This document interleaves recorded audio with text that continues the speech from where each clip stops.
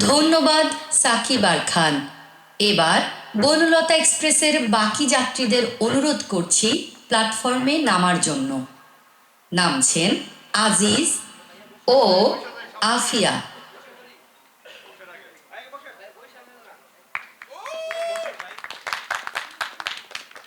আসহাব ও চিত্রা।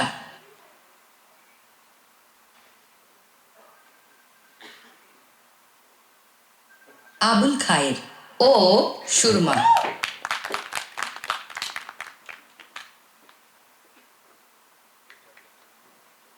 রশিদ উদ্দিন ও চাচা।